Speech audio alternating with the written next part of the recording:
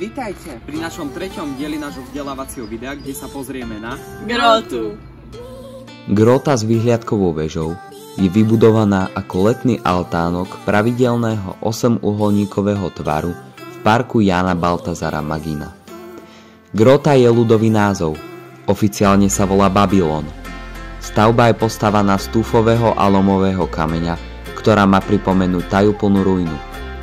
Grota je pozostávaná z umelej jaskyne, drevenej vyhliadkovej veže a neogotických vitrážnych okien.